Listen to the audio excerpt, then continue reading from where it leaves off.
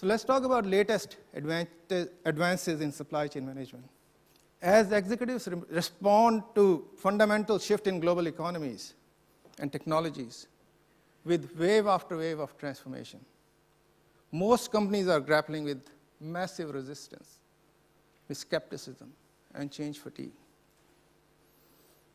Many insiders in the companies, they think the problems are so big that they are just unsolvable. Other insiders, they don't even see a problem. And I see both of them every day in my work. Even the brand name management consultants who traditionally used to be quite successful with their cookie cutter approach, they had a model and they just use it day after day. It's not working anymore. Why? So if you can find a fast and effective path to get over the resistance and skepticism, and to process the complexity, clarify the ambiguity, and engage the skeptics, you will succeed in the business transformation. And all the latest advances in supply chain management are really geared towards this. So let's talk about what are these. So since supply chain management was invented, it has gone through massive change. But successful business transformation, they are very rewarding on one hand. And you hear stories about all the successful business transformations in press, in Forbes and in Straits Times and newspapers. But they are also very, very difficult. About 15 years ago, basically, it was quite usual to send a whole team on a team building exercise, and they all come back energized and they want to do their best for the company. But those days are gone now. Today, people come back and basically the reality hits, and they're back to their entrenched positions inside the company. And systems and processes, they are useful to change. But if you don't change the underlying structures and execution around those processes, you won't achieve the change that you're looking for. That's the reason why agile corporations today collect data and information at every node in the supply chain, like Chris was saying, and use that data. And people talk about big data. I mean, for supply chain, big data is still small data, because we are floating in data. You use that data quite critically to do planning and optimization at every node of supply chain.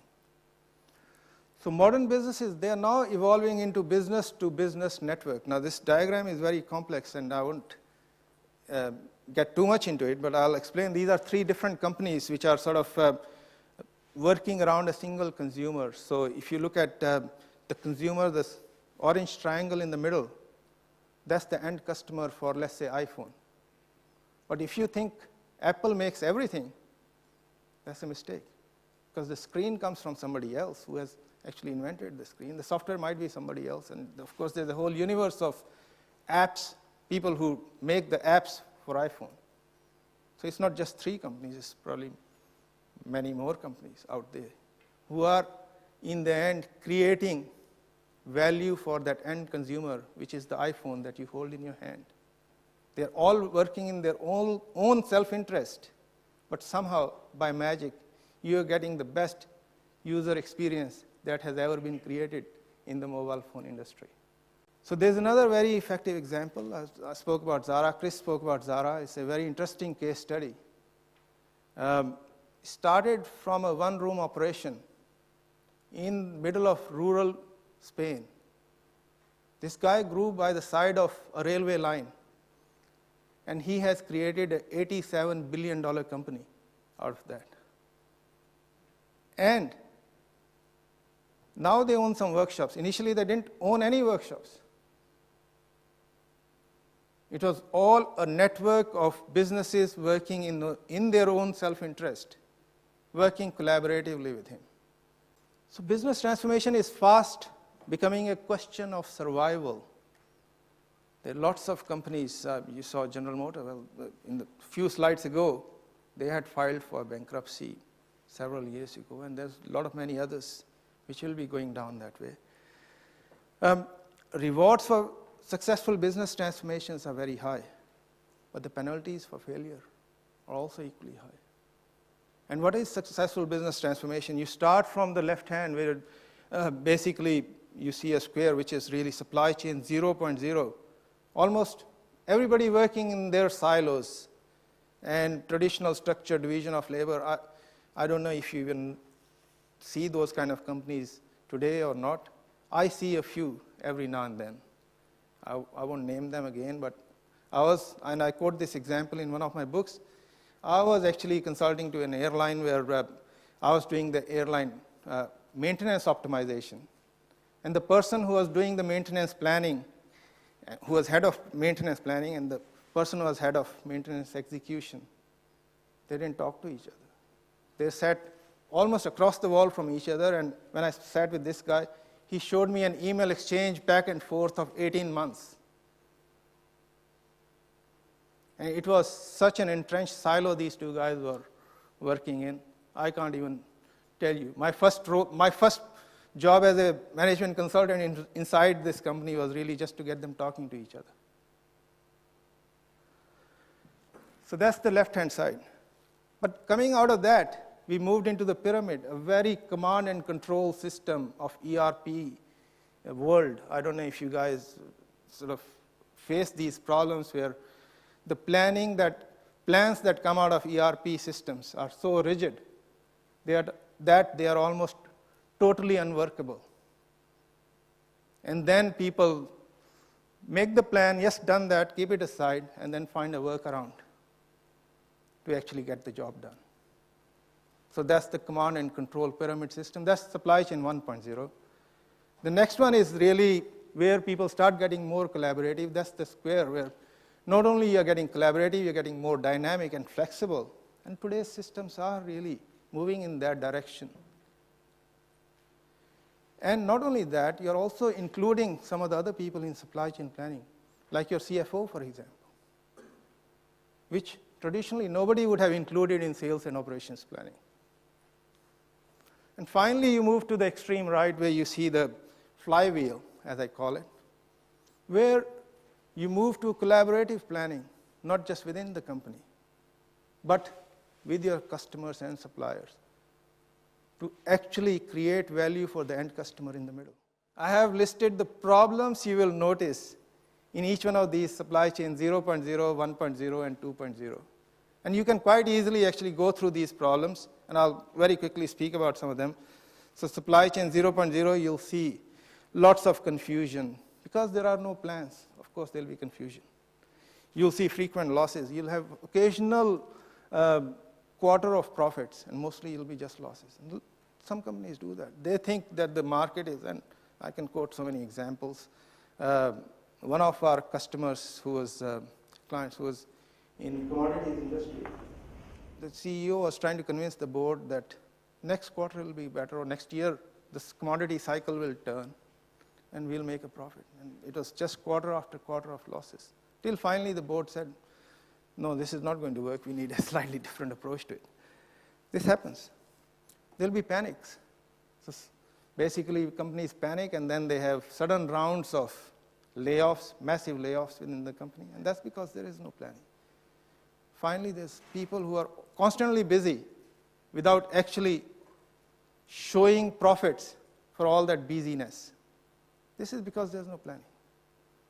Supply chain 2.0 is very, very different. There is planning, but it's very rigid.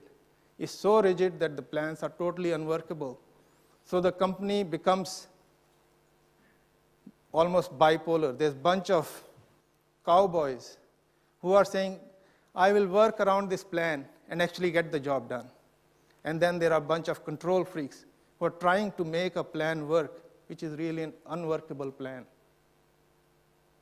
And you might have seen this in some of the companies you've worked with. Supply chain 2.0 moves beyond that. The plans are now workable. Only problem is you are very internally focused. You are very, very focused on the cost. You have really no view of innovation, no process innovation or product innovation. And you don't have a segmented supply chain. So every customer gets the same experience. You might be selling the Coca-Cola in the supermarket for whatever they sell it for, or in Bondi Beach for whatever they sell it for, so $4.40 maybe. But for you, Coke is a Coke. Well, no, it is not, because in the end, this segment wants a fresh Coke when it wants it, and this segment really wants it once a week or once every 2 weeks. Very different customer segment. So what did the people traditionally do, and why the traditional methods don't work anymore? People would traditionally do IT systems upgrades and hope everything else will fall in place. Or they'll do cultural adjustments. I've seen so many cultural adjustments in my life, I can't even talk about it. And then they'll talk about Lean Six Sigma projects. They're all useful, don't get me wrong. But only thing is, in my view, there's a bigger picture out there. You need something more. And how big is the potential price? You can have profit margins up to 5 times higher. You can have success rates in business transformations up to 2 times higher. You can have cost reductions up to 25%. You can have innovation potential up to 9 times higher. Asset optimization. These are real numbers. And how do you do it? What does it all mean?